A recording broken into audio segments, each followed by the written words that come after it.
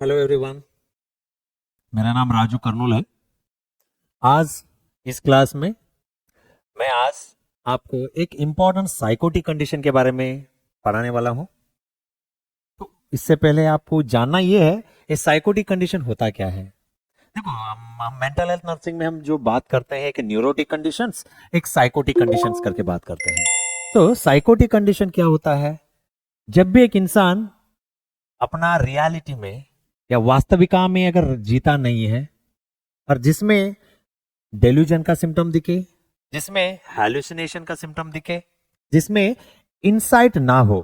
तो इनसाइट मतलब क्या है? फिर ये क्वेश्चन उद्भव होता है यहाँ पे, इनसाइट मतलब क्या है?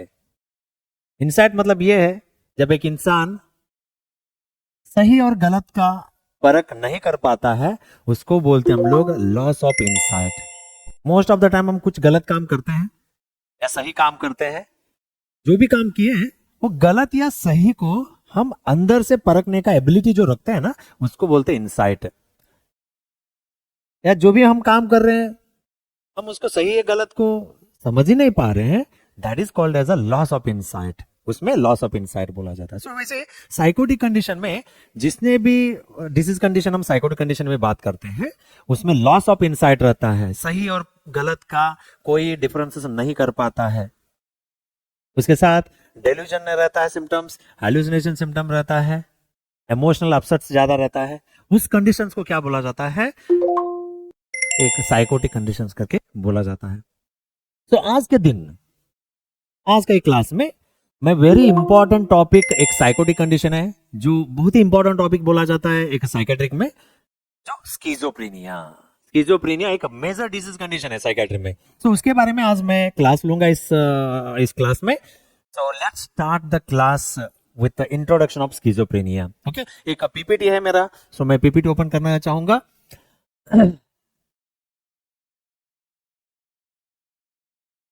See,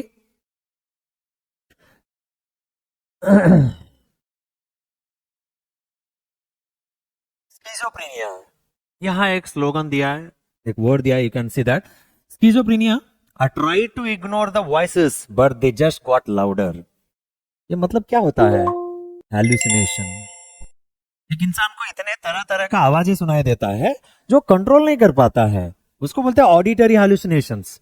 तो एक मेन सिम्टम है हेलुसिनेशन एंड डेल्यूजन, जो डॉक्टर्स को मदद होता है एक पर्सन को स्किज़ोफ्रेनिया है करके आइडेंटिफाई करने में, प्रॉपरली डायग्नोज करने में। So let's move towards the introduction regarding the schizophrenia. See, schizophrenia एक ऐसा शब्द है जिसका आविष्कार जिसने किया है उसका नाम है यूजन ब्लूलर, स्विस साइकियाट्रिस्ट।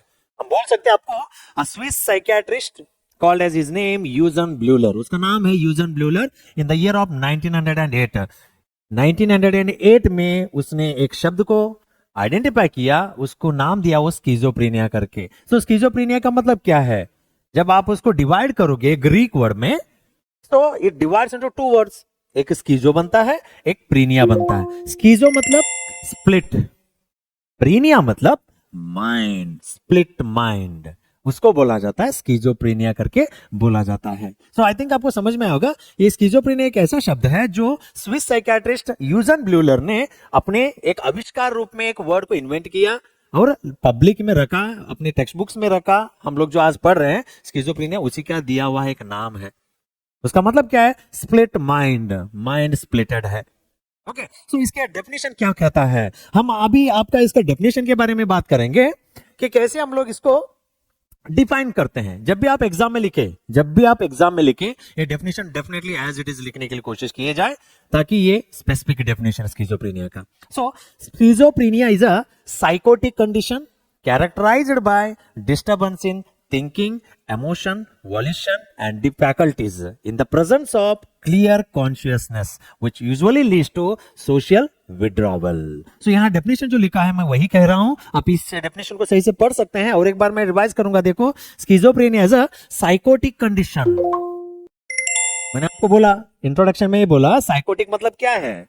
जब एक इंसान अपना वास्तविक दुनिया में नहीं जीता है, रियलिटी में नहीं जीता है, जिसमें इनसाइट कंप्लीटली लॉस्ट हो चुका है, उसको हम साइकोटिक कंडीशन करके बोला जाता है। और उसके साथों साथ हमको और अलग अलग प्रकार का सिम्टम भी उसमें दिखाई देता है. It is characterised by what? It is characterised by disturbance in thinking, emotion, volition and faculties. तो ये टर्मिनोलॉजी को जानना बहुत जरूरी है आपको, क्योंकि ना डेफिनेशन को मगअप करके लिखना अलग बात है, बट आप हकीकत में जानो इसका मतलब क्या है. तो डिस्टर्बेंस होता है, एक तो साइकोटिक होता है, एक डिस्टर्बेंस इन व्हाट? थिंकिंग, सही से वो प्रॉपरली लॉजिकली विचार नहीं कर पाता है. डिस्टर्बेंस इन इमोशंस, इमोशंस मतलब उसका जो नॉर्मल इमोशंस, जैसे हम लोग हैं, जैसे हम क्या करते हैं, कब हंसना है, मौके पे, सही मौके पे हम हंसते हैं.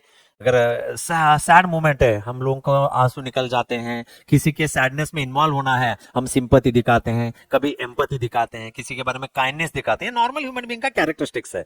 बट इसमें इमोशन डिस्टर्ब होता, मतलब उसका दो प्रकार का इमोशन डिस्टर्ब होता है. एक तो उसका अफेक्ट फ्लैट मूड रहेगा या उसका ब्लंट मूड रहेगा. तो फ्लैट मूड क्या है? फ्लैट मूड मतलब क्या है? कंप्लीटली उसके सराउंडिंग एनवायरमेंट में कुछ भी हो जाए, कुछ भी हो जाए, बाई चांस कोई इंसिडेंट डेथ हो गया, फिर भी वो रोएगा नहीं है. अनरिस्पॉन्सिव, ना ही वर्बली रिस्पॉन्ड करेगा, ना ही फिजिकल एक्सप्रेशन से रिस्पॉन्ड करेगा, ना ही फेशियल एक्सप्रेशन से रिस्पॉन्ड करेगा. कंप्लीटली न्यूट्रल रह जाता है. उसको हम बोलते हैं flat affect, flat mood, flat emotions करके बोला जाता है. और एक ब्लंट इमोशंस, इसमें इमोशन में आता है, और एक ब्लंट इमोशंस. ब्लंट मतलब क्या है? ऑफकोर्स उसमें कुछ इमोशंस है, इमोशंस को ना प्रॉपरली वो शब्द के मुखांतर लोगों के सामने नहीं रख पाता है, उसको ब्लंट बोलते हैं. ब्लंट मतलब पता है ना, शार्प नहीं, ब्लंट. बट इमोशन से ब्लंट है. बट फ्लैट में इमोशंस बिल्कुल नहीं रहता है, कंप्लीटली फ्लैट, कंप्लीटली कुछ भी इसके एनवायरमेंट में वेरी हैप्पीएस्ट मोमेंट भी रहे, एंजॉय नहीं कर पाता है. Will not show that feelings, वो फीलिंग्स आपके सामने नहीं रख पाता है. उसको बोलते हैं हम लोग डिस्टर्बेंस इमोशंस एंड वॉल्यूशंस. डिस्टर्बेंस वॉल्यूशंस, वॉल्यूशंस मतलब क्या होता है? डिस्टर्बेंस वॉल्यूशन मतलब एक इंसान अपना सही डिसीजन खुद से नहीं ले पाना. उसके लाइफ में जितना भी इवेंट्स होते हैं वो उसके बारे में डिसीजंस नहीं ले पाता है, वो उसको बोलते हैं volitions. And faculties, faculties in the sense cognitive disturbance से ज्यादा हो जाता है, प्रॉपरली विचार नहीं कर पाता है, सही से सोच नहीं पाता है, उसको डिस्टर्बेंस इन फैकल्टीज करके बोला जाता है. इन the presence of clear consciousness, यहां पे एक वर्ड है देखो, क्लियर कॉन्शियसनेस. क्लियर कॉन्शियसनेस मतलब क्या है? जब एक इंसान को अल्टर्ड कॉन्शियसनेस नहीं होता है, अपना कॉन्शियस वे में रहता है, ऐसा नहीं कि अनकॉन्शियस, कॉन्शियस है फिर भी उसमें इमोशंस का डिस्टर्बेंस ज्यादा है. But in the presence of which usually leads to the social withdrawal. Society में स्किज़ोफ्रेनिया की वजह से वो हमेशा लोनलीनेस में रहता है, किसी के साथ मिलाव नहीं करता, किसी के साथ मिलना नहीं हो पाता है, just it leads to social withdrawal. इस प्रकार यहाँ पे अलग अलग टर्मिनोलॉजीज आते हैं जो डिफाइन करता है स्किज़ोफ्रेनिया मतलब क्या है. ओके, फाइनली मैं और एक बार डिफाइन कर लेता हूं, you can just listen here. Schizophrenia is a psychotic condition characterised by disturbance in thinking, emotion, volition, faculties in the presence of clear consciousness which usually leads to social withdrawal. तो इसको आप लोग define कर सकते हैं हम लोग, ये डेफिनेशन ऑफ स्किज़ोफ्रेनिया करके इसको बोला जाता है. नेक्स्ट हम मूव करेंगे इटियोलॉजिकल फैक्टर्स. मेन मतलब कॉजेटिव, कौन कौन सा कॉजेस है जो स्किज़ोफ्रेनिया करने में जो रिस्पॉन्सिबल होते हैं या रिस्क फैक्टर्स बनते हैं या कॉन्ट्रीब्यूटरी फैक्टर्स बनते हैं. तो कौन कौन से फैक्टर्स है? तो फर्स्ट फैक्टर्स मैं बताना चाहूंगा आप लोगों को, Altered balance of biochemical factors. तो बायोकेमिकल फैक्टर्स मतलब कौन कौन सा है भाई?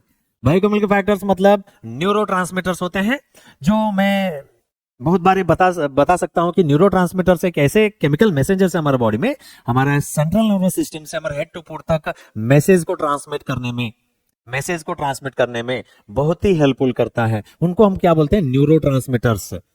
उसमें pre synaptic neuron, post synaptic neuron, दो प्रकार का न्यूरॉन आते हैं. प्री सिनेप्टिक न्यूरॉन से पोस्ट सिनेप्टिक न्यूरॉन को वो न्यूरोट्रांसमीटर को ट्रांसफर करता है. ओके, उसको बोलते हैं न्यूरोट्रांसमीटर्स बोला जाता है. वो केमिकल मैसेंजर्स है, हमारे बॉडी में मैसेज को ट्रांसमिट करने वाला मैसेंजर्स है. सो स्किज़ोफ्रेनिया में अल्टरेशन इन न्यूरोट्रांसमीटर्स, कुछ न्यूरोट्रांसमीटर्स बढ़ जाते हैं, कुछ न्यूरोट्रांसमीटर घट जाते हैं. तो बढ़ने वाला न्यूरोट्रांसमीटर्स क्या है? उनका सेरेब्रोस्पाइनल फ्लूइड में, सेंट्रल नर्वस सिस्टम में कुछ न्यूरोट्रांसमीटर का लेवल बढ़ जाता है. कौन कौन सा न्यूरोट्रांसमीटर है भाई? हम बताना चाहता हूं, डोपामाइन है, सीरोटोनिन है, नॉरएपिनेफ्रिन है. ये इस प्रकार का न्यूरोट्रांसमीटर्स है जो उसके सीएसएफ में हो या सेंट्रल नर्वस सिस्टम में हो, वो बढ़ जाता है. उसकी वजह से क्या हो जाता है? उसके एक्टिविटीज हमेशा हाइपर एक्टिविटीज ही रहता है. ओके, कुछ न्यूरोट्रांसमीटर कम हो जाते हैं, जैसे कि वहां पे दिया है मैंने GABA, gamma amino butyric acid, you can see here GABA, gamma amino butyric acid, और उसके साथ एसिटाइलकोलिन। ये दो प्रकार का न्यूरोट्रांसमीटर है। इसका जो लेवल है सीएसएफ हो या सेंट्रल नर्वस सिस्टम में, उसका लेवल है ना घट जाता है। एक कंट्रीब्यूटिंग फैक्टर है, स्पेशली मेन कंट्रीब्यूटिंग फैक्टर्स करके इसको बोला जाता है। तो हम आगे की बात करेंगे। नेक्स्ट फैक्टर है जो रिस्पॉन्सिबल है, जो हमारा साइकोटिक स्किज़ोफ्रेनिया के लिए, जो जेनेटिक फैक्टर्स बोला जाता है। ये हो गया बायोकेमिकल फैक्टर। हम बात करेंगे जेनेटिक फैक्टर। देखो, एक तो हो गया मोस्ट ऑफ द हमारा बॉडी जो बना है, कंप्लीटली हमारा बॉडी बना हमारा जीन से बना है, तो ओनली क्रोमोसोम्स शेयर नहीं हो पाते हैं, उसके साथ साथ कुछ प्रॉब्लम्स जो पेरेंट्स से होते हैं वो भी शेयर हो जाते हैं हमारे बच्चों तक। तो इसलिए उसको जेनेटिक फैक्टर्स करके बोला जाता है। तो स्किज़ोफ्रेनिया है ना, ऐसे बच्चों में ज्यादा होता है जो बच्चे कंसैंग्विनस मैरिज से पैदा हुआ रहते हैं, बॉर्न हुआ रहते हैं, या जिसका बर्थ हुआ रहता है कंसैंग्विनस मैरिज से। तो यह कंसैंग्विनस मैरिज मतलब क्या है भाई? ये होता है, देखो, कंसैंग्विनस मैरिज मतलब जो व्यक्ति, दो लोग मैरिज करेंगे, अपने साथ शादी करेंगे, जो ब्लड रिलेशन में जिसका शादियां होते हैं, उनसे जो प्रोड्यूस होने वाले बच्चे, उनमें स्किज़ोफ्रेनिया ज्यादा दिखता है। तो आपको ये वर्ड पे ध्यान दीजिए, कंसैंग्विनस मैरिज मतलब ब्लड रिलेशंस में शादी करना, उसको कंसैंग्विनस मैरिज करके बोला जाता है। इसके साथ अगर फैमिली में कोई एक आदमी को अगर स्किज़ोफ्रेनिया अफेक्ट है, कोई एक इंसान अगर स्किज़ोफ्रेनिया से अफेक्टेड है, तो बाकी लोगों को भी कहीं ना कहीं रिस्क है, कहीं ना कहीं रिस्क है, जो परसेंटेज वाइज है। किसको 50% है, किसको 15% है, कि कहीं 2% है, कभी 10% है। तो फैमिली में एक पर्सन अगर स्किज़ोफ्रेनिया से अफेक्टेड है, तो बाकी लोगों को भी चांसेस बढ़ जाता है। जैसे कि हम बात करेंगे आइडेंटिकल ट्विंस और मोनोजाइगोटिक ट्विंस के बारे में बात करेंगे। सो मोनोजाइगोटिक मतलब आपको पता है, एक ही एग, एक ही स्पर्म से दो ट्विंस जो पैदा होता है, उसको मोनोजाइगोटिक ट्विंस करके बोला जाता है, या आइडेंटिकल ट्विंस करके बोला जाता है। अगर आइडेंटिकल ट्विंस में अगर एक बच्चे को अगर स्किज़ोफ्रेनिया का अफेक्ट होता है, और एक बच्चे को भी चांसेस है, 50% चांस है जो वो भी स्किज़ोफ्रेनिया से सफर करे। तो यहां पे दिखा है, देख सकते हैं आप लोग, ये होता है आइडेंटिकल ट्विंस। और एक बात हम बात करते हैं डायज़ोगोटिक ट्विंस। अगर डायज़ोगोटिक ट्विंस में अगर अलग अलग है, दो ओवम दो स्पर्म है, तो ऐसे कंडीशन में डायज़ोगोटिक ट्विंस में एक बच्चों को अगर अफेक्ट हुआ है, दूसरे बच्चों को भी अफेक्ट होता है, बट लेस। 50% हम मोनोजाइगोटिक में देते हैं, डायज़ोगोटिक में हम देख पाते हैं ओनली 15% चांसेस है। इसके अलावा siblings, just brother and sisters, family में ब्रदर एंड सिस्टर्स है, अगर एक ब्रदर में अगर अफेक्ट होता है या एक सिस्टर में अफेक्ट होता है, उनके सिबलिंग्स में चांसेस है ओनली 10%, बट 10% चांसेस है कि वो भी कहीं ना कहीं एक जेनेटिक्स में उनको भी स्किज़ोफ्रेनिक का अटैक होने का चांसेस बढ़ जाता है। ओके, वो 10% होता है। अगर फैमिली में वन पेरेंट, अगर एक पेरेंट, हस्बैंड एंड वाइफ में अगर, या फादर एंड मदर में अगर एक पर्सन को भी अगर स्किज़ोफ्रेनिया का अफेक्ट होता है, उनके बच्चों में दिख सकता है, 15% चांसेस होता है कि उनके बच्चों में भी वो उसका स्किज़ोफ्रेनिक साइंस और सिम्टम्स दिखे, उसकी वजह से सफर होने का चांसेस 15% का रहता है। अगर आप समझ लो बोथ पेरेंट्स आर अफेक्टेड, दोनों पेरेंट्स अगर शायद स्किज़ोफ्रेनिक से अफेक्ट हो चुके हैं, तो उनके बच्चों में रिस्क बढ़ जाता है देन 1%। एक पेरेंट अफेक्ट होने से कंपेयर किया तो दो पेरेंट को भी अगर स्किज़ोफ्रेनिया का अफेक्ट होता है, 35% चांसेस है कि उनके बच्चों में स्किज़ोफ्रेनिया का अटैक हो जाए। लास्ट एक फैक्टर आता है second degree relatives. Second degree relatives मतलब कौन है?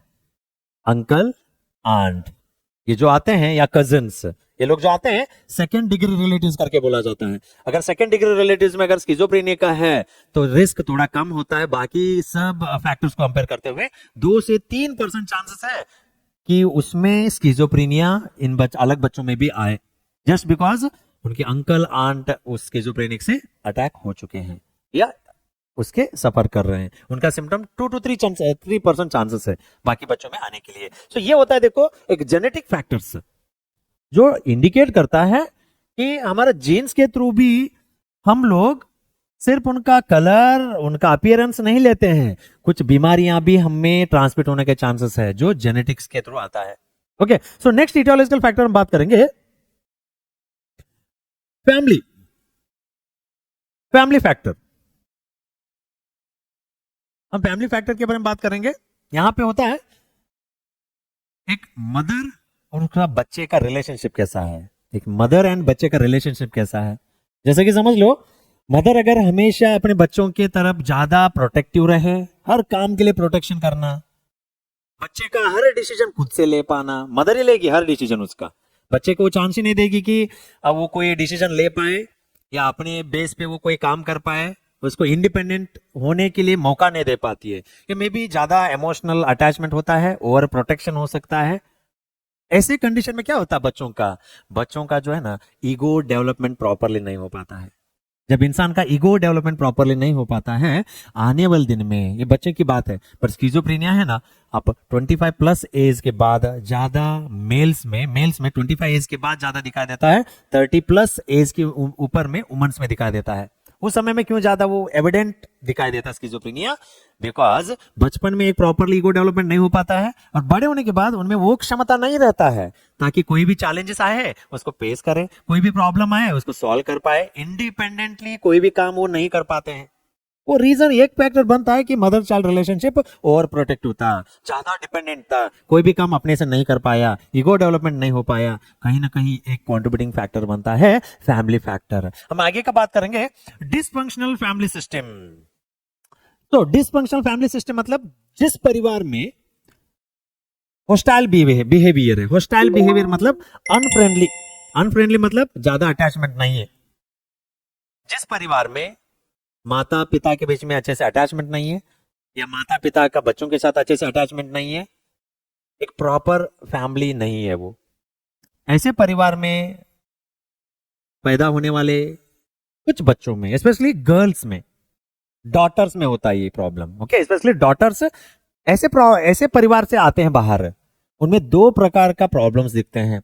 एक है मराइटल स्क्यू बोलते हैं और एक मराइटल स्किज्म बोला जाता है। ये मराइटल मतलब शादी के बाद, बचपन तो उनका गुजर गया पर वो सिम्टम ज्यादा दिखता है शादियों के बाद, उनका शादी होने के बाद वो प्रॉब्लम्स दिखाई देना ज्यादा शुरू हो जाता है। तो एक problem marital skew. Marital skew मतलब क्या होता है, यहाँ जो डॉटर शादी करके वो अपना पति के घर चली गई, वहां जाने के बाद मे बी उसका बैड लक, पति अच्छा नहीं मिला उसको, हमेशा टॉर्चर करता है, हमेशा वो बैड हैबिट्स के तरफ ज्यादा उसका अट्रैक्शन रहता है या एक्स्ट्रा मैरिटल अफेयर्स रखता है। इन सब कंडीशन रहने के बावजूद भी वो उसको अपोज नहीं कर पाती है। इतना बैड हैबिट्स है उसके पास है फिर भी अपोज नहीं कर पाती है। सप्रेस्ड लाइफ जीती है उनके साथ, सप्रेस्ड लाइफ, क्वेश्चन नहीं करने जाती है उसको, उसके हस्बैंड को कुछ क्वेश्चन नहीं करेगी वो, हमेशा अपने आप को झुक के काम करती है। वो चाहती है कि फैमिली को बचा के चले, वो इंडिपेंडेंसी नहीं रह पाता उस वुमन में, उसको बोलते हम लोग मराइटल स्क्यू। और एक प्रॉब्लम होता है, मैं बोला मराइटल स्किज्म। मराइटल स्किज्म क्या होता है, just opposite to marital skew. इसमें वो कोई क्वेश्चन नहीं कर पाती है, कोई उंगली नहीं उठाएगी हस्बैंड के ऊपर, कुछ भी हो जाए, कुछ भी गलत काम करने दो उसको, कोई इंक्वायरी नहीं करेगी, उसका अपोजिट बिल्कुल नहीं जाएगी। बट मराइटल स्किज्म में जस्ट अपोजिट होता है, वो हर एक छोटा मिस्टेक को बड़ा बना के दिखाएगी, हर एक छोटा छोटा प्रॉब्लम्स को भी बड़ा बनाएगी, हर एक मैटर पे भी झगड़ा करेगी। ये आखिरकार कहां पे पहुंचेगा, डिवोर्स में पहुंचता है। ओके, उसको बोलते हैं हम लोग मराइटल स्किज्म। ये दोनों अलग अलग पर्सनालिटीज है। ये डॉटर्स में होता है, वो भी आफ्टर द मैरिज ये सिम्टम्स दिखाई देना शुरू होता है। सिम्टम्स पहले से होता है बट ये हस्बैंड के ऊपर ये दिखाई देना शुरू हो जाता है, उसको बोलते हैं मराइटल स्क्यू एंड मराइटल स्किज्म करके बोला जाता है। ये होता है डिसफंक्शनल फैमिली सिस्टम। डिसफंक्शनल मतलब क्या है, प्रॉपर प्रोडक्टिव फैमिली नहीं है उनका, हैप्पीएस्ट मोमेंट कभी बिता ही नहीं उन्होंने, इमोशनल सपोर्ट किसी को नहीं है। ऐसे कंडीशन को डिसफंक्शनल फैमिली सिस्टम बोला जाता है। और अगर बात किया जाए हम लोग डबल ब्लाइंड कम्युनिकेशन, ये भी एक कंट्रीब्यूटिंग फैक्टर है, मेन फैक्टर नहीं बोल सकते, एक कंट्रीब्यूटिंग फैक्टर है। डबल ब्लाइंड कम्युनिकेशन उसको बोलते हैं जब एक बच्चा घर में है, उनका माता पिता दोनों एक साथ दो ऑर्डर्स देते हैं उसको, एक साथ एक समय पे दो ऑर्डर्स देते हैं और दोनों का ऑर्डर्स अपोजिट रहते हैं। जैसे कि फादर बोलेगा ये काम करके दिखाओ, मदर बोलेगा ये काम मत करो, पहले वो काम करके दिखाओ। तो इस स्क्वायरल में जो बच्चा कंफ्यूज स्टेट में जाता है उसको बोलते हैं हम लोग डबल ब्लाइंड कम्युनिकेशन। बच्चा नहीं समझ पाता है करना क्या है, अरे भाई मैं फादर को फॉलो करूं या मदर को फॉलो करूं, किसको फॉलो करूं मैं आखिरकार। ऐसे पर्सनालिटी ग्रो होते होते आने वाले दिन में जैसे वो अडल्ट लाइफ में पहुंचेगा या एडोलेसेंट लाइफ में पहुंचेगा, उसका कंफ्यूज स्टेट ज्यादा रहता है, हमेशा एक झुकाव, सोसाइटी की तरफ झुकाव ज्यादा रहता है उसका, एक सेल्फ कॉन्फिडेंस डेवलप नहीं हो पाता है, लोगों के ऊपर विश्वास नहीं कर पाता है। तो उसको बोलते हैं हम लोग डबल ब्लाइंड कम्युनिकेशन करके बोलते हैं। और एक जो लास्ट फैक्टर है जो बोला जाता है high social mobility and very low social classes. एक होता है कि एक लोएस्ट कंट्रीब्यूटिंग फैक्टर बोला जाता है स्किज़ोफ्रेनिया उन मरीज में ज्यादा दिखाया जाता है जो जिसका मोबिलिटी ज्यादा होता है। मोबिलिटी मतलब एक जगह पे ज्यादा दिन नहीं रहना, जॉब की वजह से लेबर्स में रहता है, जैसे अपने काम के लिए वो क्या करते हैं एक स्टेट से दूसरे स्टेट को पूरा परिवार को लेके जाते हैं, पूरा परिवार को शिफ्ट करते हैं, वहां काम हो गया तो और वहां से और एक जगह पे जाते हैं। ऐसे शिफ्टिंग जो फैमिली सिस्टम जो रहता है उन लोगों का कहीं ना कहीं उनका स्टेबिलिटी नहीं हो पाता है, डिस्टर्ब्ड रहते हैं, सोसाइटी में एक उनका एक रिकॉग्निशन नहीं बन पाता है, बच्चे एक प्रॉपर एजुकेशन नहीं ले पाते हैं। तो ये एक कंट्रीब्यूटिंग फैक्टर बनता है जो स्किज़ोफ्रेनिक उनके बच्चों में दिखने के लिए। और very low social classes people में भी ज्यादा दिखा देता है बिकॉज ऑफ उनका standard of living very low रहेगा, एक पर्सनल हाइजीन प्रॉपर न्यूट्रिशन नहीं रहता है और मेंटल हाइजीन बिल्कुल नहीं रहता है। मेंटल हाइजीन मतलब थॉट्स, गुड थॉट्स हमेशा में भी हो सकते हैं। एंटी सोशल काम की तरफ उनका जो झुकाव ज्यादा रहता है, एंटी सोशल काम करने की तरफ उनका माइंड सेट ज्यादा चला जाता है। कहीं ना कहीं एक रीजन बनता है, एक रीजन बन सकता है। मैं ये नहीं बोलूंगा कि ये 100% है, बट हमारे सोसाइटी में आप भी देख सकते हैं, हम भी देखते हैं, कहीं ना कहीं ये एंटी सोशल काम होता है, शुरुआत वहीं से शुरुआत होता है जब वो एजुकेशन लेस हो या पर्सनल हाइजीन प्रॉपरली नहीं है, प्रॉपर अपना न्यूट्रिशनल बैलेंस नहीं कर पाते हैं, बेसिक नीड्स जिसका फुलफिल नहीं हो पाता है, तो कहीं ना कहीं एंटी सोशल काम पे ज्यादा उनका झुकाव ज्यादा रहता है। तो ये एक कॉन्ट्रीब्यूटिंग फैक्टर बनता है जो ये मेजर ये एटियोलॉजिकल फैक्टर्स बनते हैं जो स्किज़ोफ्रेनिया को एक्सप्लेन करने के लिए। क्यों भाई स्किज़ोफ्रेनिया में न्यूरोट्रांसमीटर का क्या चेंजेस होता है, फैमिली से क्या प्रॉब्लम्स होता है, स्ट्रेसफुल लाइफ, हमारे लाइफ में जितना स्ट्रेस हम फेस करेंगे ना, ज्यादा स्ट्रेसेस को हम ज्यादा झुकते जाएंगे, कहीं ना कहीं हम लोग अकेले में बातें करना शुरू करेंगे, कहीं अकेले बैठे अपने से भी गुनगुनाना, बगल वाला पूछेगा क्या बात कर रहे हो, तब आप कुछ नहीं बता पाओगे उसको। ये स्ट्रेस है हमारे लाइफ में, हम लोग तनाव से स्ट्रेस की वजह से ये सब सिम्टम्स हमें दिखाई देना शुरू करता है। ये सब जो भी है फिजिकल फैक्टर्स है। तो हम आगे बढ़ेंगे clinical features, science and symptoms क्या दिखाई देता है उस पर्सन में, साइंस एंड सिम्टम्स क्या दिखाई देता है। तो स्टार्टिंग मैंने इंट्रोडक्शन में उन्होंने बोला हेलुसिनेशन रहता है, डेल्यूजन रहता है, ये लॉस ऑफ इनसाइट होता है, मतलब सही और गलत का परख नहीं परख पाता है, क्या सही है क्या गलत है, ये सब उसका मेन सिम्टम ही है। तो यहाँ पे मैं कुछ लिस्ट किया हूं, इसके बारे में हम लोग बात करेंगे वन बाय वन। फर्स्ट देखो ये 4 है, ये जो 4 है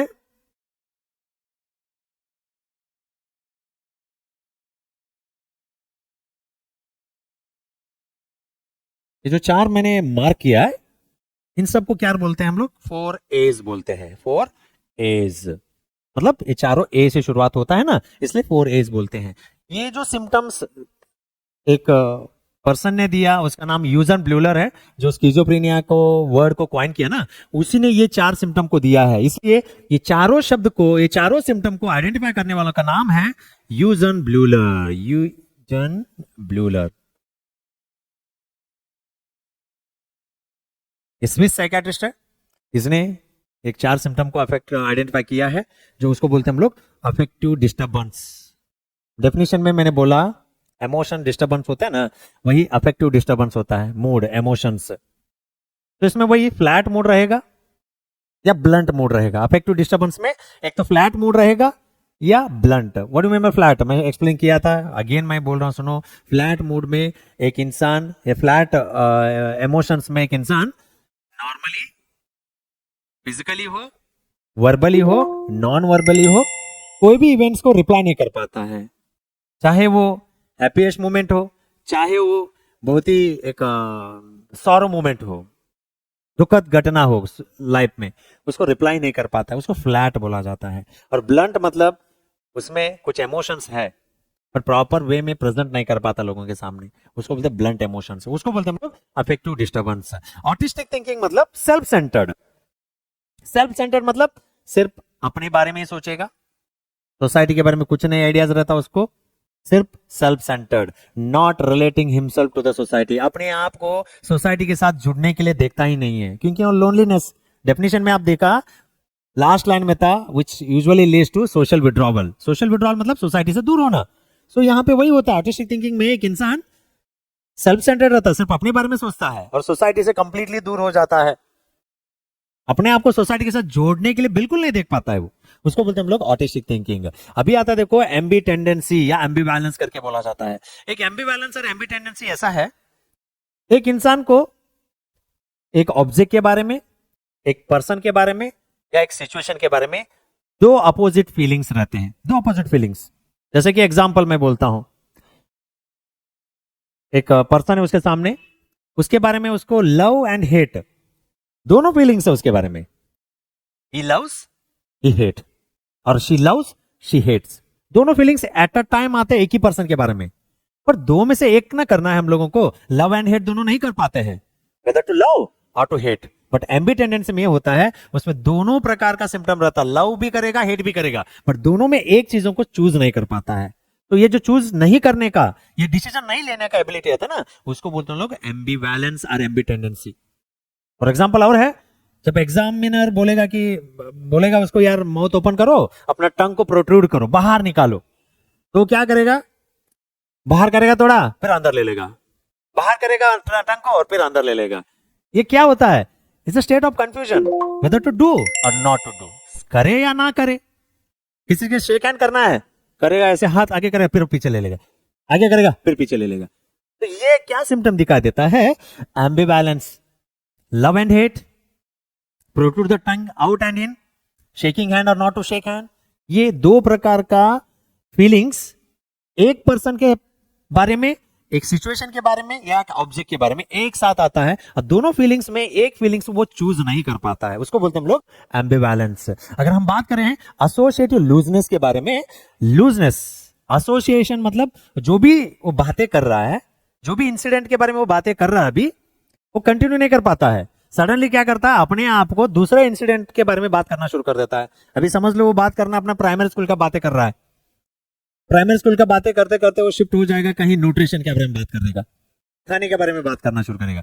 सो कोई रिलेशन नहीं रहता, दो इंसिडेंट को जोड़ देता है, जबरदस्ती जोड़ता है। जब आप दोनों इंसिडेंट को जोड़ के देखोगे, ऐसे कोई रिलेशन फाइंड आउट नहीं कर पाओगे, ना ही वो कहीं फाइंड आउट कर पाएगा, हम लोगों का तो छोड़ी दो, हम लोगों को तो समझ ही नहीं पाएंगे। बट हम ये समझ पाएंगे कहीं ना कहीं वो एसोसिएटिव लूजनेस है, अपना जो इंसिडेंट्स को ना सही से वो जोड़ नहीं पा रहा है, उसको बोलते हैं हम लोग एसोसिएटिव लूजनेस। हमेशा याद रखो, इसको 4 A's करके बोला जाता है। It is given by Eugen Bleuler, Swiss psychiatrist Eugen Bleuler ने ये 4 शब्द को मिला के अपना एक मेन सिम्टम्स दिया जो स्किज़ोफ्रेनिया में दिखा देता है। इसके अलावा और भी सिम्टम्स है जो वन बाय वन हम बात करेंगे। थॉट ब्लॉकिंग, ये थॉट ब्लॉकिंग हमें भी होता है, पर ये क्रोनिक नहीं है, कभी कभी होता है हम लोगों में। थॉट ब्लॉकिंग मतलब हम कुछ चीजें बोलते बोलते सडनली रुक जाते हैं और सोच नहीं पाते हम बोलना क्या था, हम क्या बोले थे, हम कुछ बोले थे, हम याद नहीं कर पाते हैं, वो थॉट ब्लॉकिंग होता है। बट यहाँ पे स्किज़ोफ्रेनिक पेशेंट में thought blocking and most problems रहता है, सडनली वो भी ब्लॉक हो जाता है कि वो क्या बोल रहा था, सडनली शिफ्ट हो जाता है, वन टॉपिक से अनदर टॉपिक पे शिफ्ट हो जाता है और ब्लॉक होता है, उसको थॉट में जो भी वो बात कर रहा है वो ब्लॉकेज हो जाता है और कुछ अलग चीजें बातें करना शुरू कर देता है, उसको बोलते हैं हम लोग थॉट ब्लॉकिंग। नियोलॉजिज्म, नियो मतलब क्या है, न्यू, नया शब्द। वो हमेशा सोसाइटी में एक नया नया ऐसे ऐसे शब्द को प्रोड्यूस करके बोलेगा जिसका मीनिंग बस वही जानता है, ना हम जानते हैं ना एग्जामिनर जानेगा, उसको बोलते हैं नियोलॉजिज्म बोला जाता है। तो नियोलॉजिज्म मतलब क्या है, क्वाइनिंग द न्यू वर्ड, नया नया शब्दों को आविष्कार करना। ये नया नया शब्द का आविष्कार सिर्फ स्किज़ोफ्रेनिक पेशेंट करेगा, और जब भी उसका मीनिंग आप डिक्शनरी में भी ढूंढोगे बिल्कुल नहीं मिलेगा, या गूगल भी कर लो आप लोग, बिल्कुल नहीं मिलेगा। ऐसे से ए टू जेड तक कुछ जितना भी स्वर व्यंजन आएगा ना, मिलजुला के आपको एक शब्द बता देगा, ना उसको पता चलेगा ना हमको पता चलेगा। हाँ, हम बोल पाएंगे कि उसको पता है, नियोलॉजिज्म उसी को पता रहता है वो, बट प्रॉपर वे नहीं रहता है। ठीक है, so next poverty of speech. Poverty of speech, उसके दिमाग में शब्दकोश नहीं रहता है, शब्दकोश मतलब डिक्शनरी, वर्ड का स्टोरेज नहीं रहता, lack of words in his mind, ताकि वर्ड्स को ज्वाइन करके एक सेंटेंस बना के आपके सामने रखे। ठीक है, उसको पॉवर्टी ऑफ स्पीच बोलते हैं। पॉवर्टी ऑफ आइडिएशन मतलब आइडियाज नहीं हो पाते हैं, प्रॉपर वे में आइडिया को नहीं बता पाता है। मे बी वर्ड्स होंगे उसके दिमाग में, बट आइडिया को प्रेजेंट नहीं कर पाता, उसको करना क्या है, वो कहना क्या चाहता है, वो सही से आइडिया को बता नहीं पाता है, उसको बोलते हैं पॉवर्टी ऑफ आइडिएशन। नेक्स्ट आता है देखो एकोलालिया। एकोलालिया इंग्लिश में बोल देता हूं पहले, बाद में हिंदी में समझाऊंगा। Echolalia is a repetition of the pathological repetition of the words said by the examiner. जब भी एग्जामिनर उसके सामने कुछ शब्द को बता देगा, कहते कहते कुछ इंपॉर्टेंट शब्द को बता देता है, वो एग्जामिनर अपने शब्द को पकड़ लेता है, उसको रिपीट करता जाता है, उसको रिपीट करता रहता है। इसको बोलते हैं हम लोग pathological repetition of the words said by the examiner. Echolalia related और दो वर्ड्स आते हैं, एक परजिवरेशन बोलते हैं, एक वर्बिजरेशन बोलते हैं। नेक्स्ट वही है देखो, perseveration. Perseveration is what? Is a continuous repetition, is a continuous repetition of the words said by the examiner। Examiner जो वर्ड्स बोलता है उसको हम लोग ये क्या बोलते हैं, persistent repetition बोलते हैं हम लोग। persistent मतलब एकोलेलिया से भी ज्यादा, एकोलेलिया में रिपीटेशन करेगा, बट परजिवरेशन में परसिस्टेंट रिपीटेशन मतलब बार बार रिपीट करता रहता है, उसको बोलते हैं परजिवरेशन। और एक वर्ड आता है देखो वर्बिजरेशन। वर्बिजरेशन भी सेम होता है एकोलालिया के जैसे ही, बट ये सेंसलेस रिपीटेशन। सेंसलेस मतलब समझ में आ रहा है, अनकाउंटेबल टाइम वो शब्द को आपके सामने इतने बार बड़बड़ाएगा ताकि उसका काउंट ही नहीं हो पाता है, उसको बोलते हैं वर्बिजरेशन। ये तीनों वर्ड्स है ना, repetition of the word said by the examiner और समवन एल्स। कोई भी शब्द कुछ शब्द उसके सामने बता देते हैं, उसको रिपीटेशन करना। एक एकोलालिया हो सकता है, एक परजिवरेशन हो सकता है, एक वर्बिजरेशन हो सकता है। ठीक है, आई थिंक यू आपको समझ में आया होगा। नेक्स्ट हम बात करेंगे डेल्यूजन। डेल्यूजन क्या है? बहुत बार सुना होगा आपने। डेल्यूजन ये होता है, इंग्लिश में अगर डिफाइन किया जाए, false unshakeable belief. False unshakeable belief है। फॉल्स मतलब गलत है, अनशेकेबल बिलीफ मतलब वो जो भी विश्वास करता है उसको हम हो, एग्जामिनर हो, दुनिया में कोई भी हो, उसको हिला भी नहीं सकता उसका बिलीफ्स को। जो वो माना है वही है। अगर वो बोलेगा कि इस चेयर को 4 लेग्स नहीं 6 लेग्स है, तो हाँ वो 6 लेग्स है। हम अगर उसके सामने वो टेबल रख के हम काउंट करके दिखाएंगे, देख लो 1 2 3 4 4 ही लेग्स है, नहीं वो मानेगा नहीं है। Even after providing a proof, उसको प्रूफ भी देने के बाद भी आपके बातों पे वो कभी विश्वास नहीं करने जाएगा। उसको हम क्या कहते हैं? डेल्यूजन। अलग अलग प्रकार का डेल्यूजन आता है, नेक्स्ट स्लाइड्स में आएगा, मैं एक्सप्लेन कर दूंगा। बट याद रखो डेल्यूजन क्या होता है, व्हाट इज दैट? ये एक प्रकार का फॉल्स बिलीफ है, अनशेकेबल बिलीफ है। जो जो वो बोलेगा वही सही है, उसको बोलते हैं डेल्यूजन। नेक्स्ट हम आएंगे हैलुसिनेशन। इसमें विजुअल हैलुसिनेशन में बताऊंगा। हैलुसिनेशन मतलब क्या है? False sensory perception in the absence of external stimuli. ये वर्ड पे ध्यान दो, यहाँ पे फॉल्स सेंसरी परसेप्शन, उसका सेंसस जितना है, ये 5 सेंसस है ना, ये पांचों सेंसस है ना, फॉल्स परसेप्शन करेगा इन the absence of real external stimuli. Real external stimuli मतलब सामने कुछ भी नहीं है, फिर भी उसको लगता है कि कुछ है। कोई कुछ बातें नहीं कर रहा है, फिर भी उसको लगता है कि कुछ सुनाई दे रहा है। कुछ भी गंदा स्मेल या अच्छा स्मेल उसके एनवायरमेंट में नहीं है, फिर भी उसको लगता है कि कुछ बड़ा स्मेल आ रहा है, मेरे को बहुत गंदा स्मेल आ रहा है, बहुत ही अच्छा स्मेल आ रहा है, उसको फील होता है। बट ऐसा कोई एक्सटर्नल स्टिमुलाई कुछ नहीं रहता है। इसलिए वर्ड में डेफिनेशन में दिया है, इन the absence of real external stimuli. Absence मतलब वो रियल एक्सटर्नल स्टिमुलाई नहीं रहता है उसके सामने। जैसे उसमें अलग अलग प्रकार आता है, देखो आता है विजुअल हैलुसिनेशन। विजुअल हैलुसिनेशन मतलब क्या होता है? उसको लगता है कि सामने कोई वॉक कर रहा है उसके सामने, बट कोई रहता नहीं है, बाकी लोगों को कोई नहीं दिखेगा, बट उसी को दिखा देगा। उसको हम विजुअल हैलुसिनेशन बोलते हैं। ऑडिटरी हैलुसिनेशन बोलते हैं, उसको लगता है कि एनवायरमेंट में उसके नाम से कोई बुला रहा है, उसको जोर जोर से बुला रहा है, अरे आ जाओ इधर। उसको लगता है अरे आ रहा है, आ जाओ इधर। तो कोई रहता नहीं है हकीकत में, किसी को नहीं दिखाई देता है, दिखाई देता उसी को, सुनाई देता उसी को, इसलिए उसको विजुअल हैलुसिनेशन बोलते हैं। एक ऑडिटरी हैलुसिनेशन बोलते हैं, एक है ओल्फैक्टरी, जो स्मेल के बारे में बात होगा। जैसे उसको लगेगा एनवायरमेंट में, जहां भी जिस रूम में है उसको लगेगा कि बहुत ही गंदा स्मेल आ रहा है, कोई बहुत ही अच्छा स्मेल आ रहा है। ऐसे कोई भी प्रकार का स्मेल उसका रूम में, उसका एनवायरमेंट में ऐसे कोई स्टिमुलाई नहीं रहता है, एब्सेंस ऑफ एक्सटर्नल स्टिमुलाई। बाकी लोगों को तो फील नहीं होता है, बट उसको जरूर लगेगा। उसको बोलते हैं ओल्फैक्टरी। गस्टेटरी, टंग, टेस्ट, उसको अलग अलग प्रकार का टेस्ट फील होता है माउथ में। हकीकत में कोई खाना खाने से वो टेस्ट नहीं फील होता है, पर उसको लगता है कि ये अलग अलग प्रकार का मेरे को टेस्ट फील हो रहा है। बाकी लोगों को वो कभी भी नहीं होता है, वो गस्टेटरी फीलिंग किसी को भी नहीं रहता है। वैसे टैक्टाइल हैलुसिनेशन, लास्ट वाला टैक्टाइल। ये जो हमारा सेंसेस है, टैक्टाइल, टैक्टाइल मतलब टच, उसको हमेशा लगता है उसके स्किन के अंदर से कुछ क्रॉलिंग कर रहा है, स्किन के अंदर से कुछ चीजें मूवमेंट कर रहा है, कोई उसको टच कर रहा है, बट हकीकत में कोई चीज उसके स्किन के अंदर, कोई एनिमल्स पास नहीं हो रहे, कोई इंसेक्ट्स पास नहीं हो रहे, और सराउंडिंग उसमें उसको कोई टच भी नहीं कर रहा है। उसको बोलते हैं हम लोग टैक्टाइल हैलुसिनेशन। ये अलग अलग प्रकार का हैलुसिनेशन है, या जो मौका मिला आपको बता दिया। सो यहाँ पे उसको विजुअल हैलुसिनेशन तो मैं बता दिया आपको। विजुअल मतलब क्या है, उसको लगेगा कोई सामने घूम रहा है, कोई घूमना नहीं है, ऐसे ऐसे जगह पे गिर जाएगा ना वो, उसको लगता है कि समुद्र में कोई उसको बुला रहा है, वो चलते चलते पानी में समुद्र में घुस जाएगा, उसको पता ही नहीं क्या कर रहा है। इसलिए बोलता loss of insight. Loss of insight क्यों बोलता हूं मैं, सही और परख, सही और गलत का परख नहीं कर पाता है वो, उसको विजुअल हैलुसिनेशन बोला जाता है। समझ आए? Okay, next एनीडोनिया। एनीडोनिया एक ऐसा टर्मिनोलॉजी है, वो डिफाइन करता है a person is unable to experiences any type of pleasure, is unable to experience in any type of pleasure, कोई भी खुशी का मौका को फील नहीं कर पाता है, उसके एनवायरमेंट में कौन सा भी खुशी का मौका हो उसको फील नहीं कर पाता, उसको एंजॉय नहीं कर पाता है, उसको बोलते हैं एनीडोनिया। याद रखो, anhedonia, unable to experience the pleasure, unable to feel the pleasure, खुशियों को वो महसूस नहीं कर पाता है, अपना मौका, जितना भी मौका है उसके लाइफ में कोई भी चीज को महसूस नहीं कर पाता है, उसको बोलते हैं हम लोग एनीडोनिया। इस प्रकार में ना, ये अलग अलग प्रकार का ये जो सिम्टम्स मैंने बताया, ये कुछ सिम्टम है और भी कुछ है, बट मेनली ये सिम्टम्स जो दिखाई देता है जो साइकेट्री पेशेंट में, स्पेशली देखो ये डेल्यूजन एंड हैलुसिनेशन है ना, ये डेल्यूजन एंड हैलुसिनेशन ये मेजर दिखने वाला सिम्टम है, मेजरली दिखेगा। ठीक है, सो हम आगे हम बात करेंगे टाइप्स ऑफ स्किज़ोफ्रेनिया के बारे में, टाइप्स ऑफ स्किज़ोफ्रेनिया के बारे में बात करेंगे, जहां पे अलग अलग प्रकार का टाइप्स है जो दिखाया है आपको यहाँ पे। Paranoid schizophrenia, hebephrenic schizophrenia, simple schizophrenia, residual schizophrenia, post schizophrenic depression and undifferentiated schizophrenia, and last one very important है कैटाटोनिक स्किज़ोफ्रेनिया। ये अलग अलग प्रकार का स्किज़ोफ्रेनिया है जो हम लोग पढ़ाई करते हैं टेक्स्ट बुक में, पर मोस्ट इंपॉर्टेंट स्किज़ोफ्रेनिक टाइप्स है जो मोस्ट ऑफ द एकेडमिक्स में पूछा जाता है, या most of the competitive exams में भी इसके बारे में बात किया जाता है, वो है एक पैरानॉइड स्किज़ोफ्रेनिया है, एक कैटाटोनिक स्किज़ोफ्रेनिया है, और बहुत ही इंटरेस्टिंग ही रहता है वो, ये बहुत अलग अलग प्रकार का सिम्टम दिखाई देता है जो हम बात करेंगे अभी। सो यहाँ पे हम ये दो मेन टाइप्स ऑफ स्किज़ोफ्रेनिया के बारे में भी हम बात करेंगे, जो नेक्स्ट स्लाइड में हम उसके बारे में आपको दिखाने जाता हूं।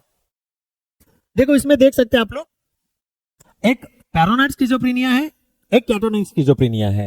याद रखो, ये पैरानॉइड मतलब डेल्यूजनल, पैरानॉइड मतलब डेल्यूजनल, डेल्यूजनल मतलब एक प्रकार का सस्पिशियस बिहेवियर, सस्पिशियस मतलब हमेशा डाउटिंग रहना, हर एक इंसान में डाउट करता है, फैमिली मेंबर के ऊपर, किसी के ऊपर विश्वास नहीं कर पाता है, कुछ भी हो जाए किसी को वो विश्वास करने नहीं जाता है, अपने आप को लोनली ही पाता है वो, उसको बोलते हम लोग suspicious type of behaviour. Paranoid मतलब डेल्यूजन होता है, डेल्यूजन। तो इसमें अलग अलग प्रकार का डेल्यूजन आते हैं, अलग अलग प्रकार का डेल्यूजन आता है जो वो फॉल्स बिलीफ होता है उसका, फॉल्स बिलीफ। डेल्यूजन का डेफिनेशन मैंने बताया तभी आपको, क्या होता है, फॉल्स अनशेकेबल बिलीफ है, उसका जो विश्वास है ना खुद का ही है, क्योंकि दूसरों का विश्वास करने नहीं जाता है, इसलिए जो उसका विश्वास है वही फुल एंड फाइनल है, आप कुछ भी कर लो उसको हटा नहीं पाओगे। उसमें एक प्रकार का आता है डेल्यूजन ऑफ परसिक्यूशन।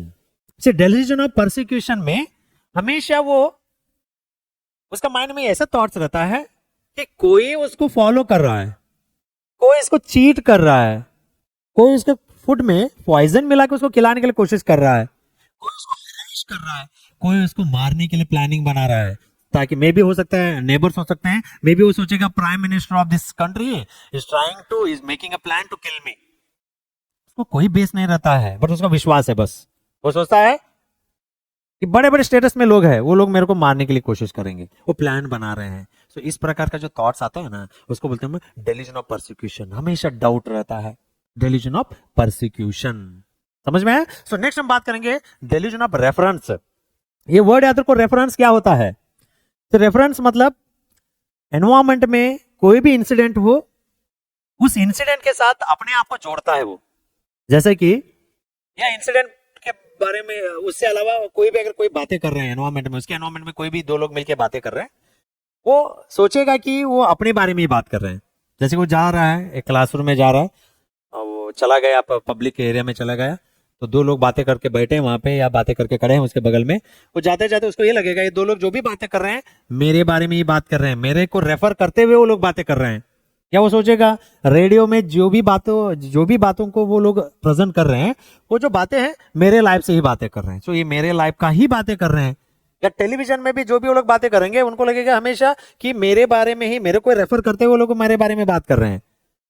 ये इस प्रकार का जो सिम्टम दिखाई देता है वो होता है डेल्यूजन ऑफ रेफरेंस करके बोला जाता है। We call it the delusion of reference. So हम बात करेंगे डेल्यूजन ऑफ जेलसी से। डेल्यूजन ऑफ जेलसी ये एक कपल्स में होता है, हस्बैंड एंड वाइफ में होता है, हाँ, या बॉयफ्रेंड एंड गर्लफ्रेंड्स में हो सकता है। जहां पे दो में से एक को अगर अफेक्ट होता है डेल्यूजन, उनमें अगर डेल्यूजन ऑफ जेलसी अगर रहता है तो वो उसके माइंड में एक रॉन्ग बिलीफ रहता है। मे बी हस्बैंड को अगर अफेक्ट हो गया समझ लो, वो हमेशा सोचता है कि उसका वाइफ उसके तरफ फेथ नहीं है, मतलब उसके ऊपर भरोसा नहीं कर सकता है। वो उसको लगता है कि वाइफ को एक्स्ट्रा मैरिटल अफेयर है, इसको लगता है कि मेरे एब्सेंस में मेरे वाइफ दूसरों के साथ रहती है। या वाइफ को लगता है, अगर वाइफ अगर अफेक्टेड है, उसको अगर डेल्यूजन ऑफ जेलसी रहता है, उसको भी लगता है कि मेरा हस्बैंड एक्स्ट्रा मैरिटल अफेयर को फॉलो करता है, कहीं अलग जगह पे रहता है, मेरे को लव नहीं करता है। इस प्रकार का जो थॉट रखता है उसको डेल्यूजन ऑफ जेलसी करके बोला जाता है। आई think you got that, delusion of jealousy बोला जाता है। Delusion of grandiosity, this very important, grandiosity.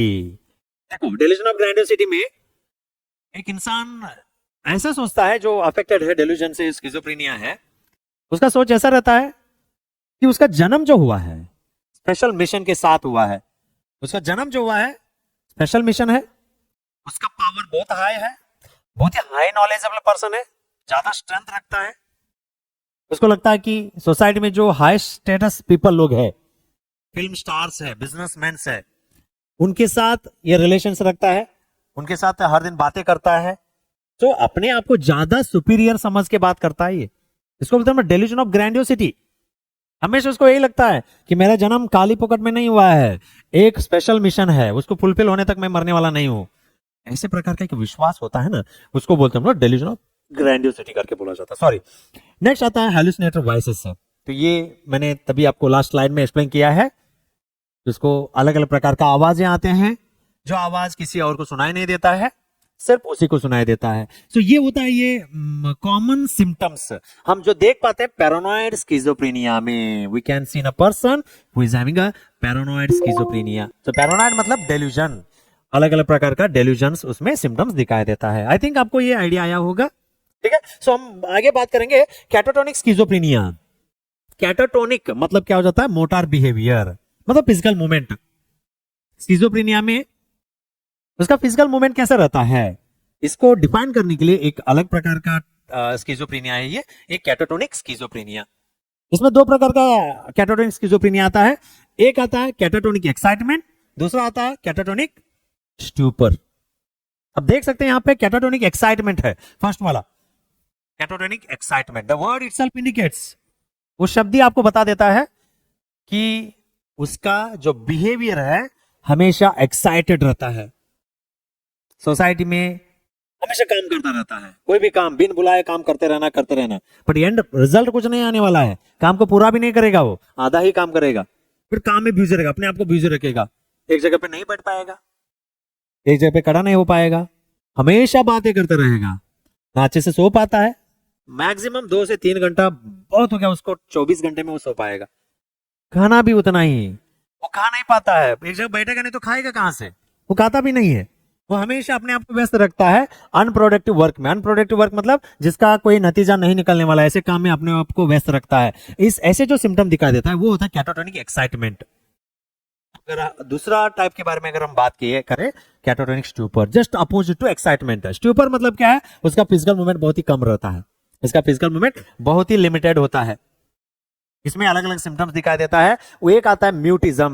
Mutism zip out, मतलब एक शब्द नहीं बोल पाएगा, आप कितना भी सवाल कर लो उससे। म्यूटिज्म, सीधा साइलेंट रह जाता है, आपको रिप्लाई नहीं करेगा, बिकॉज यहाँ स्टूपर है। स्टूपर मतलब उसका फिजिकल एक्टिविटीज पूरा कम हो जाते हैं। और होता है रिजिडिटी। रिजिडिटी मतलब बॉडी को इतना स्टिफन रखता है ना, वो इतना स्टिफन रखता है, उसको मूवमेंट करने में आपको दिक्कत जाएगा। रिजिड रहता है, अपने बॉडी को उतना टाइट से पकड़ लेता है, फिजिकल एक्टिविटीज कम होने की वजह से ये होता है। और आता है नेगेटिविज्म, यू कैन सी, मैं जो बोल रहा हूँ यहीं पे है, आप जस्ट देखते जाओ। नेगेटिविज्म से, नेगेटिविज्म मतलब हमेशा जितना भी ऑर्डर एग्जामिनर या डॉक्टर उसको दे या थेरेपिस्ट उसको दे, ये काम कर दो आप, वो करेगा नहीं, उसका अपोजिट ही काम करेगा हमेशा, just opposite to what the examiner says. जब तक जो भी एग्जामिनर बोलेगा उसका जस्ट अपोजिट काम करता रहेगा, इसको बोलते हैं नेगेटिविज्म। हमेशा नेगेटिविटी ही रहता है उसके माइंड में, हमेशा वो रेजिस्टेंट रहता है। रेजिस्टेंट मतलब जो भी काम बोलेगा वो नहीं करेगा, उसको बोलते हैं नेगेटिविज्म। अगर हम बात करें नेक्स्ट एकोलालिया, अभी आपके सामने मैंने टाइप्स एकोलालिया मैंने एक्सप्लेन किया। एकोलालिया, परजिबरेशन, वर्बिजरेशन, ये जो तीन टर्मिनोलॉजीज मैंने बात किया, pathological repetition of the word said by the examiner, वो एकोलालिया होता है। मतलब एग्जामिनर जो भी शब्द को बोलता है उस शब्द को पकड़ के बार बार रिपीट करना, एकोलालिया होता है। नेक्स्ट आता है एकोप्रेक्सिया। एकोप्रेक्सिया एकोलालिया का तरह ही होता है, बट यहाँ वर्ड्स को रिपीट नहीं करेगा वो, he mimic the action and behaviour of the examiner. वो वैसे ही बिहेव करेगा जैसे एग्जामिनर बिहेव कर रहे हैं, वैसे बॉडी लैंग्वेज रखेगा जो एग्जामिनर बॉडी लैंग्वेज रखा है, उसी वे में उसका बॉडी मूवमेंट, उनका बोलने का तरीका जैसे वो करेंगे उसको फॉलो करने के लिए कोशिश करता है, उसको बोलते हैं हम लोग echopraxia. Okay, so next waxy flexibility. Wax, wax मतलब क्या? मोम। वैक्सी फ्लेक्सिबिलिटी मतलब मोम जितना आप फ्लेक्सिबल कर सकते हो, मोमबत्ती को जितना आप फ्लेक्सिबल कर सकते हो, उसका बॉडी भी उतना फ्लेक्सिबल रहता है। जैसे कि होता है ना उसके माइंड में, उसका बॉडी को ऐसे पोजीशन में रखेगा, वो पेनफुल रहता है, पेनफुल रहता है, स्टिल वही पोजीशन में वो लॉन्ग टाइम तक रहेगा। जैसे कि होता है एक साइकोलॉजिकल पिल्लो करके आता है, साइकोलॉजिकल पिल्लो। साइकोलॉजिकल पिल्लो मतलब हम घर में जब सोते हैं ना, पिल्लो सर के नीचे रख के हम सोते हैं, मतलब हेड थोड़ा हमारा बॉडी से थोड़ा ऊपर हो जाएगा, ये नॉर्मल है।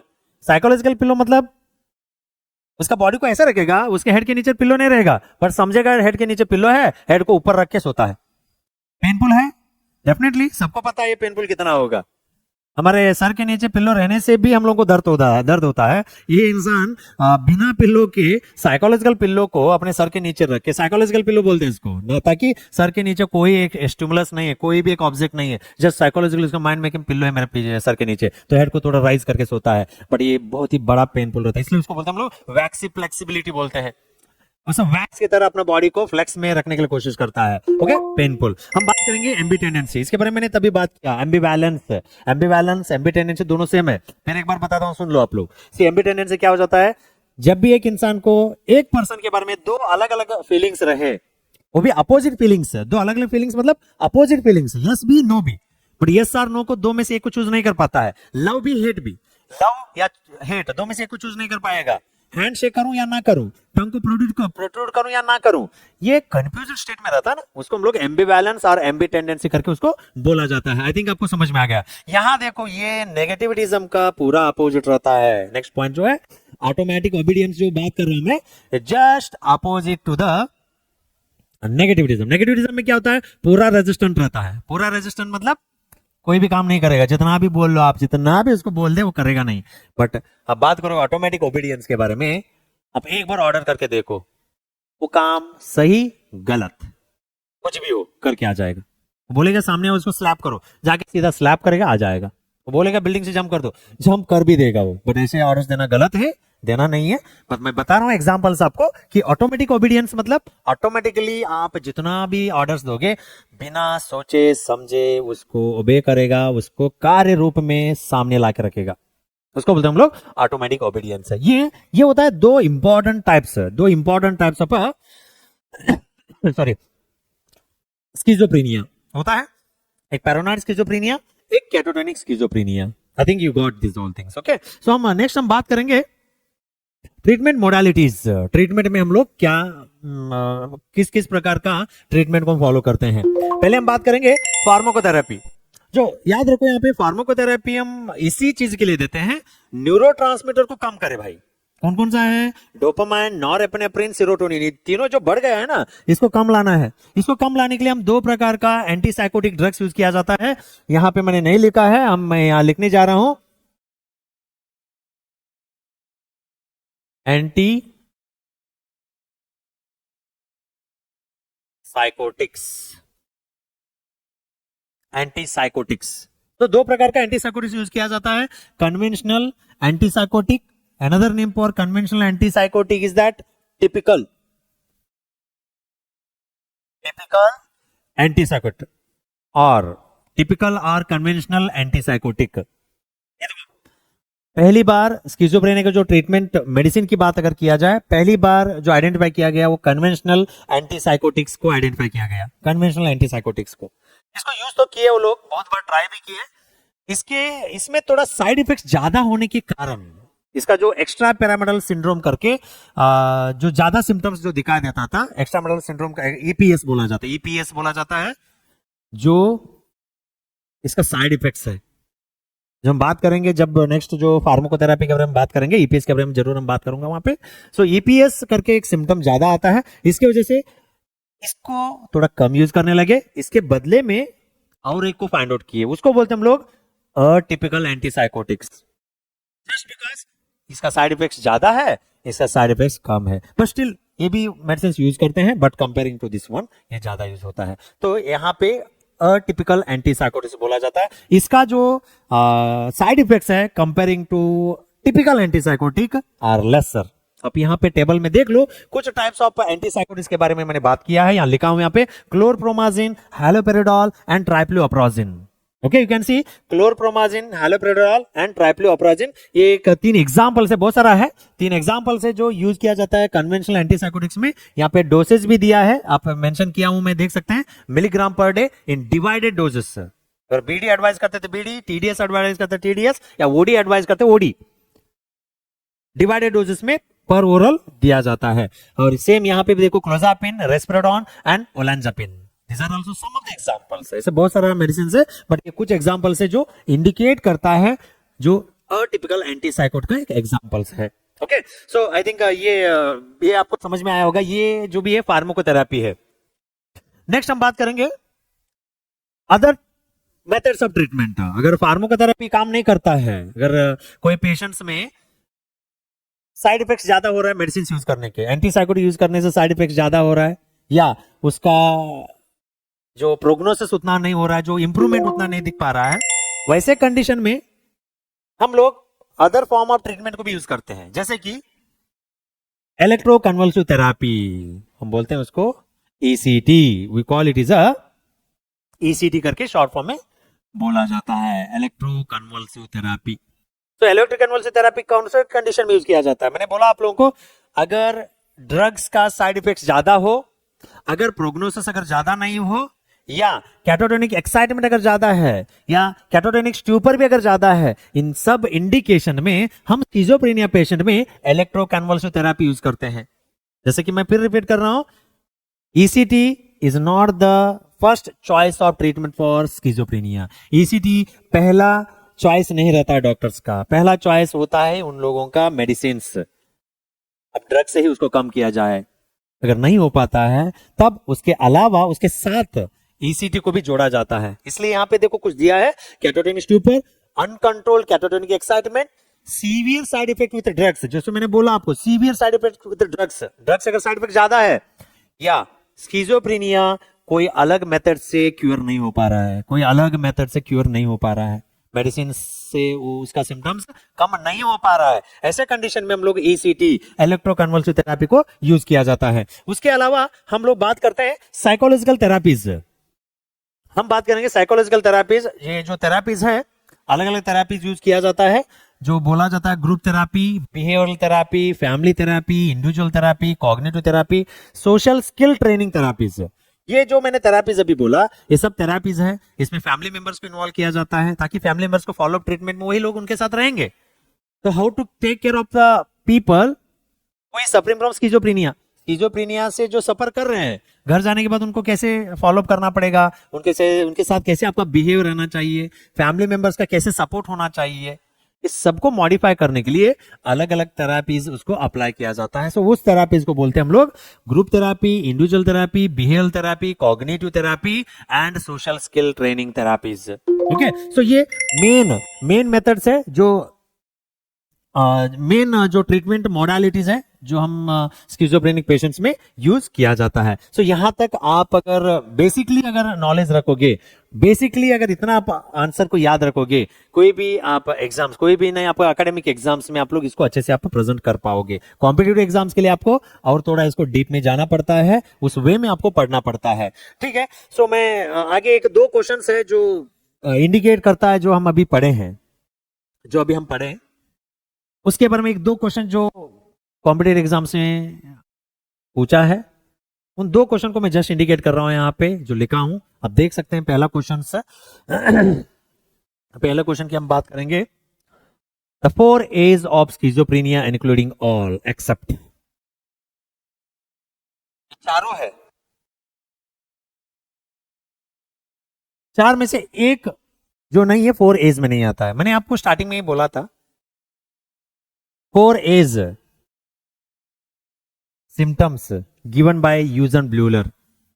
यूजन ब्लूलर ने 4 A's करके सिम्टम्स दिया था, इसमें कौन सा नहीं है आप देखते जाओ इसमें। हाँ, ऑफकोर्स ऑटिस्टिक थिंकिंग था, एसोसिएटिव लूजनेस था, एम्बिवैलेंस भी था, बट आप बात किया जाए ऑडिटरी हैलुसिनेशन का, ये नहीं था। ओके, 4 A's में ये नहीं आता। Auditory hallucination is one of the symptom, but 4 A's की अगर बात किया जाए ये सिम्टम उसमें नहीं था। सो ये क्या एग्जाम्पल है जो इस प्रकार का क्वेश्चन दिया जाता है। अगर आप बात किया जाए और एक क्वेश्चन का, mutism, negativism, waxy flexibility, bizarre posture, bizarre posture मतलब एबनॉर्मल बॉडी प्रेजेंट करना, स्टूपर और कैरेक्टरिस्टिक्स ऑफ, अभी हम जस्ट बात किए catatonic excitement and catatonic stupor में, उसमें आता है। देखो कैटाटोनिक स्किज़ोफ्रेनिया मैंने बात किया है सब, है ना, ये सिम्टम्स उसमें आता है, स्पेशली कैटाटोनिक एक्साइटमेंट में नहीं आता है, कैटाटोनिक स्टूपर में आता है ये, है ना। सो आप देख लो पैरानॉइड स्किज़ोफ्रेनिया में आता है क्या, hebephrenic schizophrenia, catatonic schizophrenia, residual schizophrenia. Of course you know that, आपको पता है ये दिखाई देता है कैटाटोनिक स्किज़ोफ्रेनिया में दिखाई देता है ना। सो इस वे में आपको थोड़ा ध्यान देना पड़ता है इस टॉपिक के बारे में। होप सो मेरा जो टीचिंग आइडियाज हो, जो कॉन्सेप्ट हो, जो आपके सामने जो टॉपिक मैंने प्रेजेंट किया आपको पसंद आया होगा। तो just follow this topic. Okay, thank you very much.